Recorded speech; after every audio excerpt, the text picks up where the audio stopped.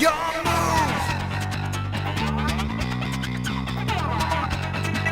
What is going on, you guys? Bastion YGO here, and today I'm coming at you with the Eldlich deck profile post February 2022 ban list. This deck has definitely come back up, risen like the phoenix that it is, I should say. But essentially, with skill drain going to 3 in this next Forbidden Limited list that is coming up actually as of in 2 days. As of recording this video, you guys will probably see it after the ban list already come out. But Eldlich is going to become one of the top tier decks once again. It's actually tier 1. It's an extremely grindy deck, an extremely pace based deck. It can set the pace extremely well, playing first or second, so it's absolutely just incredible grind game as well, and it's a deck that you guys definitely need to go ahead and look out for. So without further ado, let's go ahead and jump right into it. Now, of course, I don't have the physical cards on me.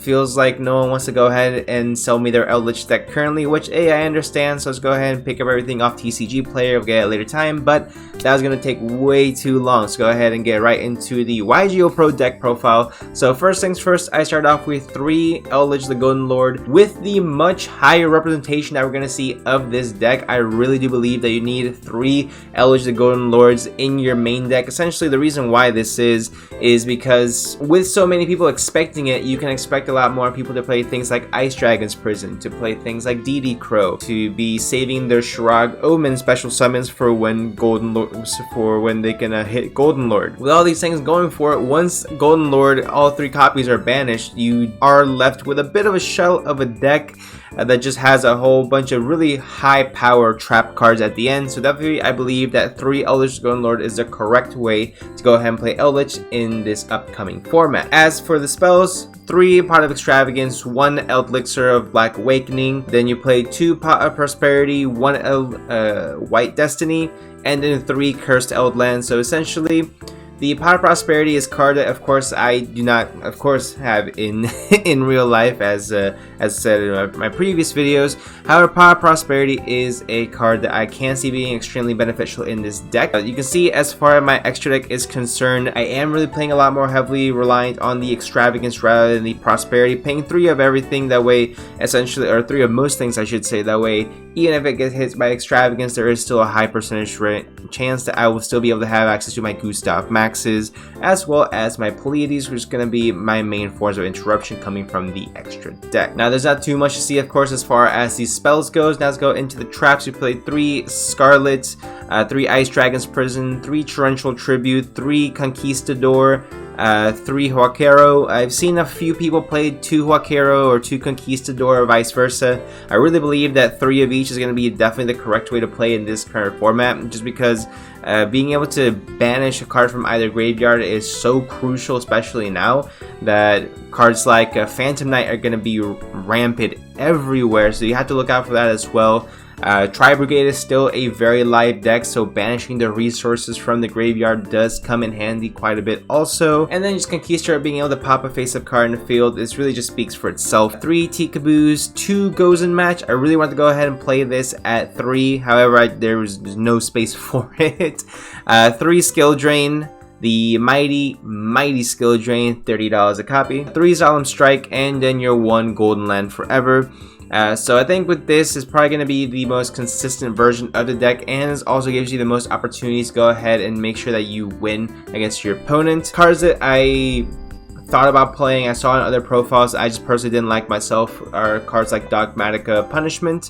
Dogmatica Punishment does rely on you having a strong enough monster in your extra deck. In the event that you don't draw it until your 2nd, maybe even 3rd Pot of Extravagance, you're not going to have the resources in your extra deck to activate that card, making it essentially, to me, a dead card in your hand. If it's going to have use, now yes, you can still essentially discard it for Golden Lord's effect, but I do want cards to not only have the ability to be used for other cards, I wanted the cards to be useful themselves. So let's say that I draw any of these cards are all extremely useful, and they're not reliant on me having cards in the extra deck, or me having specific cards on the board, except for Golden Lord, but that's what the whole the whole deck revolves around. So I just want to go ahead and give myself as much versatility as possible with the deck, just make it as strong as possible. And I definitely do believe this is going to be the correct way to go ahead and play Eldlich, at least moving forward, at least for your main deck. As far as side deck options go, I do have my side deck over here.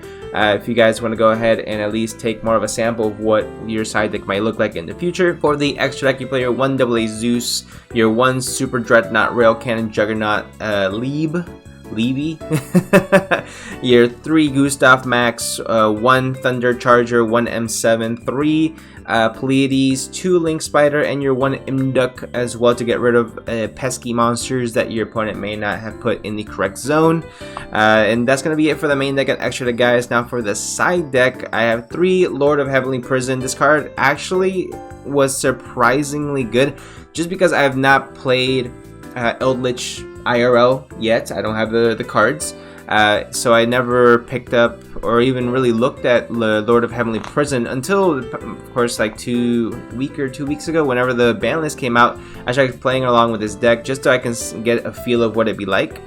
And this has been surprisingly good. I mean, I really like this card. There's really not much more to say about it. Not only does it help protect your spells and traps, also special summon itself, free 3k beat stick. Nothing wrong with that. 2 Laval Golem, 1 Banshee, Necro World Banshee, along with the 1 Zombie World. I do believe Cosmic Cyclone is a necessity to play either in the main or the side deck, and no matter what deck you're playing currently, just because there are other cards you are going to want to go ahead and get around.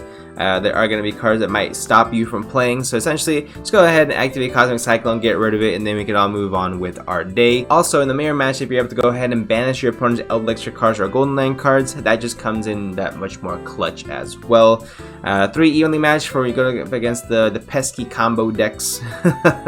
And then your 3 copies of Anti-Spell Fragrance. I just think it's going to be a necessity, essentially. I do see the potential of more pendulum-based decks still going into the format, so it would be essentially an insta-win against those decks as well. So guys, that's going to be all for my Eldlich deck profile. Let me know what you guys think in the comment section down below. Let me do a quick sweep of the cards for you guys who may have not caught something or want to go ahead and pause the video, whatever it might be, so you guys can go ahead and get the most out of it. But let me know if you guys did enjoy, again, in the comment section down below. Leave a like if you guys did enjoy, and let me know what you guys' favorite variant of the Eldlich deck is. Subscribe for more videos, guys, and I'll go ahead and see you in the next one.